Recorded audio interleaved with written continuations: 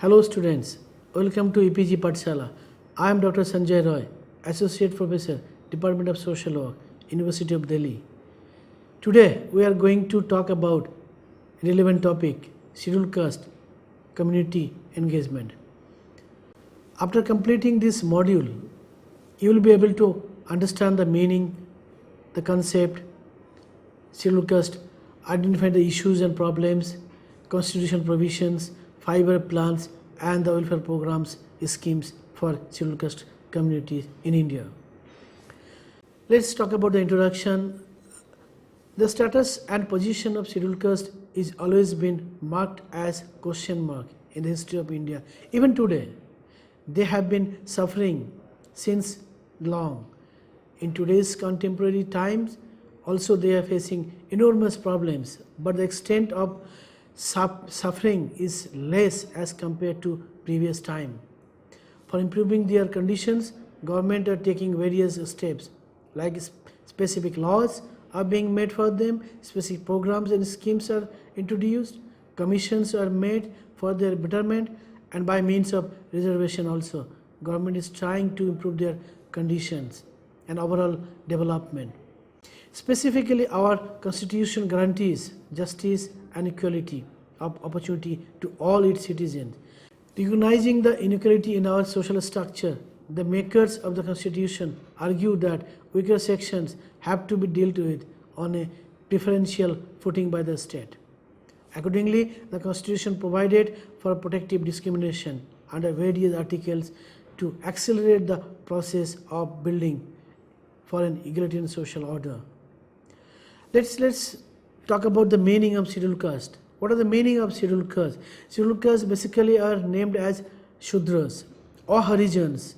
Even they are called Dalits in our present society.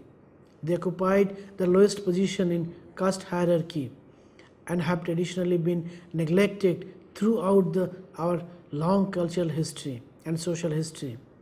The inequality of opportunities institutionalized by the caste system in the past persisted for ages, and consequently the scheduled caste continued to be disadvantaged as far as education was concerned.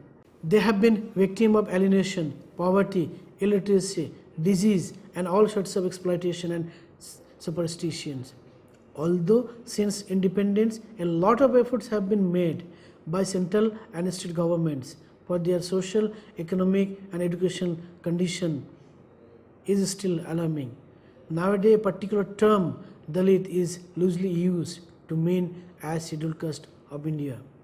As per this Article 341, the President may, with respect to any state or union, territory, and where it is state, after consultation with the governor thereof by public notification, specify the caste, races or tribes or parts of or groups within caste, races or tribes which shall for the purpose of this constitution be deemed to be scheduled caste in relation to that state or union territory, as the case may be. Parliament may by law include in or exclude from the list of scheduled caste specified in a notification issued under clause any caste, race or tribe or part of or group within any caste, race or tribe, but save as aforesaid a notification issued under the said clause shall not be varied by any subsequent notification. Sachinanda in 1974 has given a very nice definition of scheduled caste. He said that it has not been possible to enlarge the concept of scheduled caste or to discuss the question of their origin. The criteria for scheduling are not clear. The scheduled caste being a constitutional and not a sociological concept. Even S.P. Gupta in 1985 defined the term scheduled caste primarily as an administrative category used in the Constitution of India. They are caste identified by the President of India under Article 341 and put under a scheduled, and probably that's the cause they are called scheduled caste. According to 2011 census, if you see, scheduled caste population comprise about 16.6% of total population of India today. Let's talk about little bit about historical background. Since 1850s, scheduled castes were loosely referred to as depressed classes. The early 20th century saw a flurry of activity in the Raj assessing the feasibility of responsible self-government for India. The Morley Minto Reforms Report, the Montagu-Chelmsford Report, the report and the Simon Commission report was several initiatives in this context during that time. A highly contested issue in the proposed reforms was the reservation of seats for representation of the depressed classes in provincial and central legislature. In 1935, British passed the Government of India Act 1935 designed to give Indian provinces greater self-rule and set up a national federal structure. The reservation of seats for the depressed classes was incorporated into the Act, which came into force in 1937. The Act introduced the term scheduled caste, defining the group as such caste, race or tribe or parts of groups within caste, race or tribe which appear to His Majesty in council to correspond to the classes of persons formerly known as the depressed classes, as His Majesty in council may prefer. The discretionary definition was clarified in the Government of India Scheduled Caste Order in 1936, which contained a list that we call scheduled or caste throughout the British administered provinces. After independence, the Constituent Assembly constituted the prevailing definition of scheduled caste and also tribes, giving via Article 341 and 342 the President of India and the governors of the states a mandate to compile a full listing of castes and tribes. Let's talk about the problems faced by the scheduled caste population in India. Let's talk about social problems. These problems pertain to the concept of purity and pollution. The untouchables are given a very low position in the society. The high caste Hindus maintain a social distance from them. They are denied many basic amenities of life which are accorded to the high caste Hindus. They are dependent on the tradition of Hindus for items of food and drink. In the caste hierarchy, if you see, the scheduled caste are ascribed the lowest status. They are considered to be unholy, inferior and low, and are looked down upon by the other caste.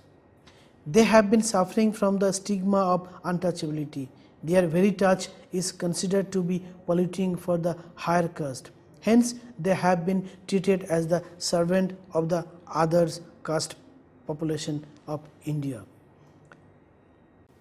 Religious problem. This pertained to the denial of the right of entering temples which are exclusively served by the high caste Brahmins. The untouchables are neither allowed to enter the temples nor served by the Brahmins. They had no right to worship the gods and goddesses in the temple. Recently, also one state we have seen the same situation happened recently. The Harijans also suffer from religious disabilities even today. They are not allowed to enter temples in many places in India. The Brahmins who offer their priestly services to some lower caste are not prepared to officiate in the ceremonies of the untouchable caste. They do not even bow down to the duties of their untouchable caste. The Vedic mantras, which are considered to be more pure, could not be listened to and chanted by the Harijans because of the taboo. They are only permitted to make use of the Upanishadic mantras, which are considered to be less pure. Even burial grounds are also denied for them in many places in India, even today. Economic problem. The Harijans are economically backward even today and have been suffering from various economic disabilities like no right of property ownership. Selection of occupations limited. The caste system imposed restriction on the occupation choice of the members. The occupation choice was very much limited for the SCs. They are not allowed to take up to occupation which are reserved for the upper caste people. Landless laborers. Majority of the scheduled caste population in India today even working as landless laborers. More than 90.1% of the agricultural labor in India belong to the depressed classes, which include the scheduled caste and scheduled tribe also. More than 77.1% of the scheduled caste workers in rural area are agricultural laborer. Therefore, a large number of Harijan families are in debt as well. So, ultimate problem becomes the suicide. Public problems.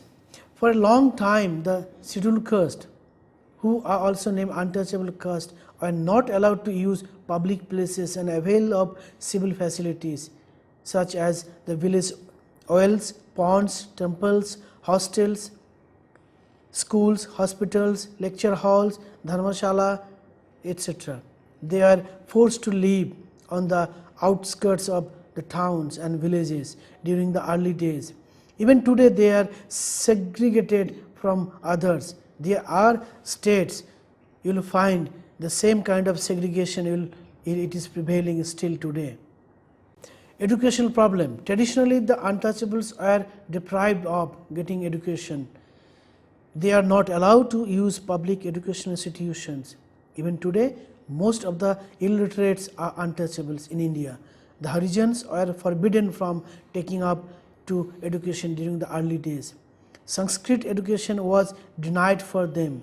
Public schools and other education institutions were closed for them. Even today, majority of them are illiterate and ignorant. Political problems. The untouchables hardly participated in the political matters. They were not given any place in the politics, administration and the general governance of India earlier. They are not allowed to hold any public post, though situation has been a little bit changed now because of reservation. Political rights and representation were denied for them, though constitutionally they are provided. After independence, equal political opportunities and rights have been provided for the Harijans also. Politically, Harijans are yet to become an organized force even today. Now let us talk about what are the steps taken by the government for the improvement of scheduled caste population in India. The constitution provides a three-pronged strategy to improve the situation of SCs in India. One is protective arrangements. What is talk about protective arrangement? It says such measures as are required to enforce equality, to provide punitive measures for transgressions, to eliminate established practices that perpetuate inequalities, etc. A number of laws are enacted to implement the provisions in the Constitution. Examples of such laws include the Untouchability Practice Act 1955, Scheduled Caste and Scheduled Tribe Prevention of Atrocities Act 1989, the Employment of Manual Scavengers and Construction of Dry Latrines Prohibition Act 1993, etc. Number 2, affirmative action. Provide positive treatment in allotment of jobs and access to higher education as a means to accelerate the integration of the scheduled caste population with mainstream society. Affirmative action is popularly known as reservation. Number 3, development. It provides resources and benefits to bridge the socio-economic gap between the scheduled caste and other communities in India. If you split the reservation, you will find the scheduled caste population only 14.9%. On the other hand, the rest of the population comes under 51%, whereas only ST population also cover only 7.4% and 26.7% by the OBC. That is the split of reservation in India today. Constitution. Let's discuss about constitutional provisions for scheduled caste. There are so many provisions as enshrined in the Constitution of India. Article 15 clause 4, which says, basically it says Clause 4 of Article 15 is the fountainhead of all provisions regarding compensatory discrimination for scheduled castes and scheduled tribes. This clause was added in the first amendment to the Constitution in 1951 after the Supreme Court judgment in the case of Champakam Dora Irajan versus State of Madras. It says, thus nothing in this article or in Article 29 Clause 2 shall prevent the state from making any provisions for the advancement of any socially and economically backward classes of citizens or for scheduled caste and scheduled tribes. This clause started the era of reservation in India. Even in the case of Balaji versus State of Mysore, it also says Supreme Court held that reservation cannot be more than 50%. Further, that Article 15(4) talk about backward classes and not backward caste. Thus, caste is not the only criteria for backwardness, and other criteria must also be considered. Finally, in the case of Indus Sawhney versus Government of India, is a very famous case. Under this case, Supreme Court upheld the decision given by Balaji versus State of Mysore that reservation should not exceed 50% except only in social circumstances. It further held that it is valid to subcategorize the reservation between backward and more backward classes. However, total should still not exceed 50%. It also held that the carry forward rule is valid as long as reservation does not exceed 50%.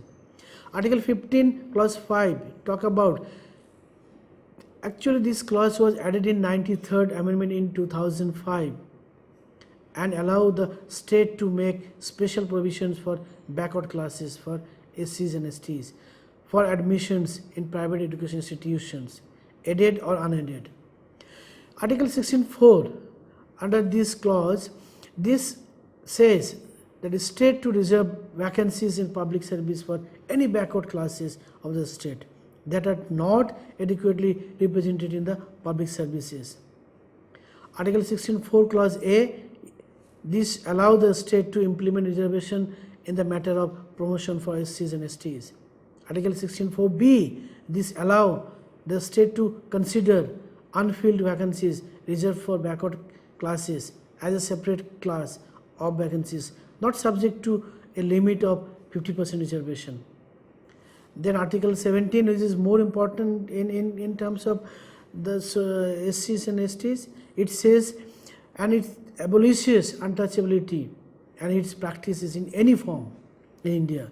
Although the term untouchability was not been defined in the Constitution or in any act, but its meaning is to be understood, not in a literal sense, but in the context of Indian society. Due to the burner system, some people are relegated to do menial jobs such as cleaning toilets. Such people are not to be touched, and it was considered a sin to even touch their shadow. They are not even allowed to enter public places such as temples, shops, etc.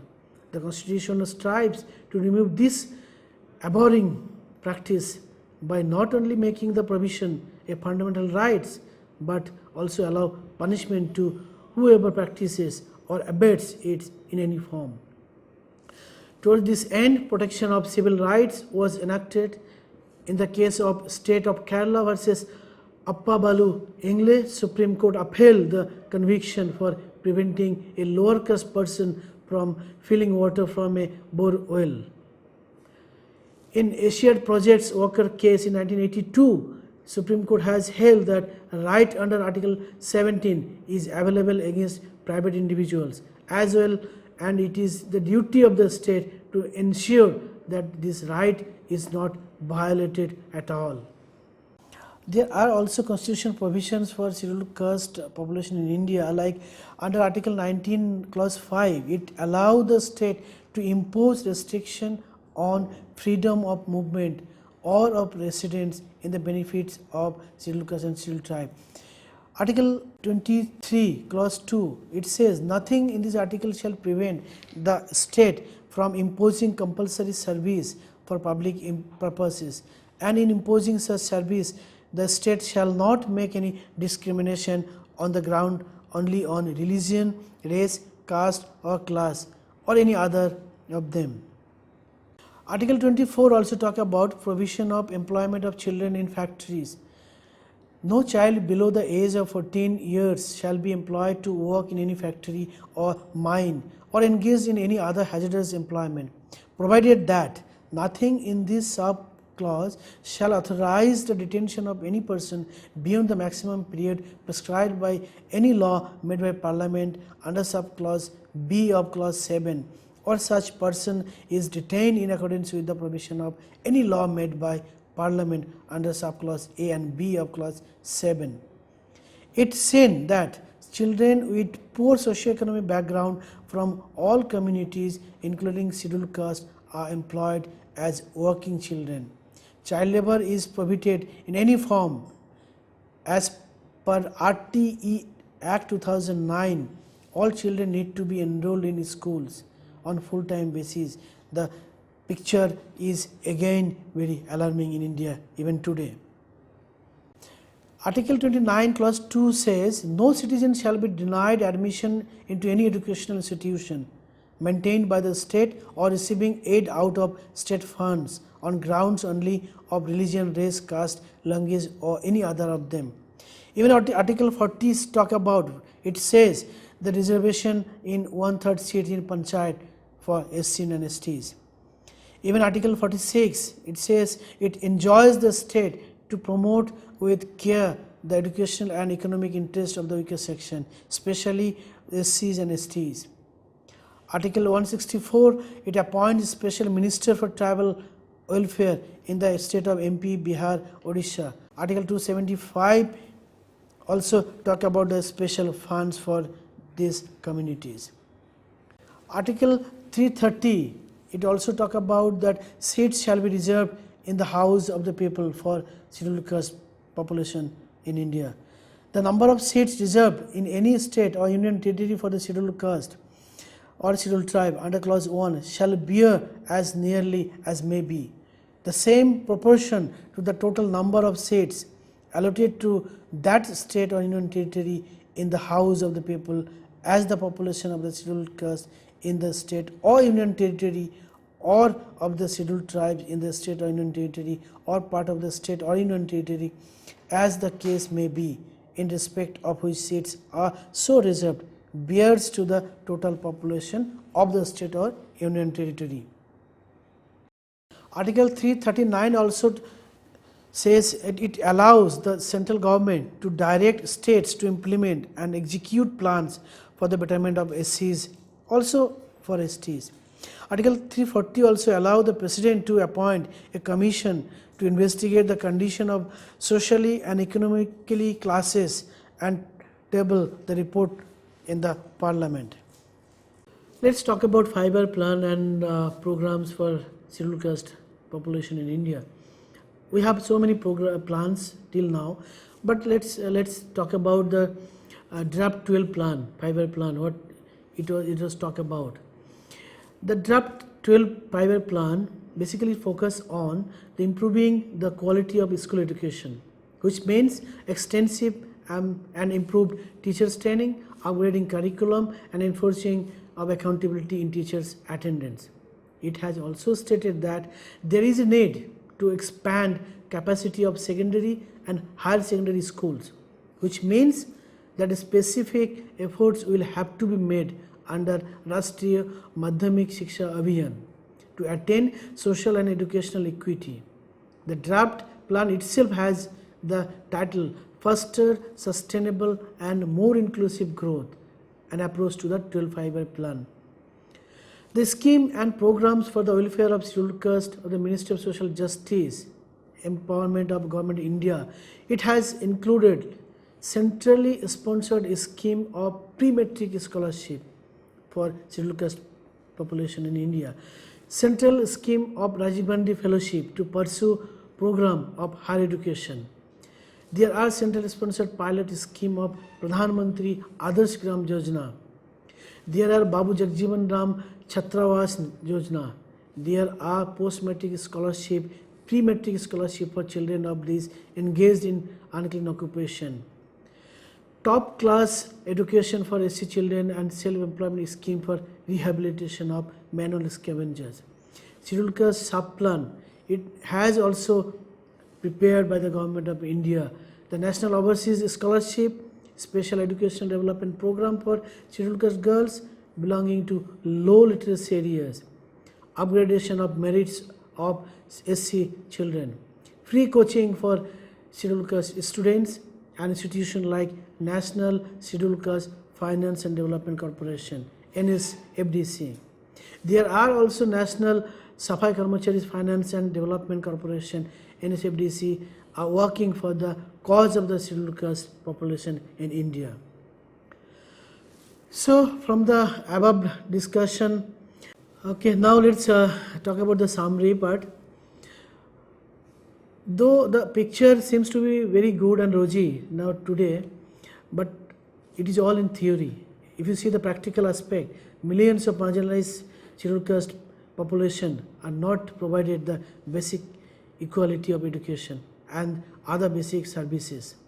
Efforts are made by central, state government and the volunteer organizations for improving their conditions for their overall development, but the problem lies the implementation. Now government has to rethink, because they have so many programs, schemes for their overall development, but still the road are so far.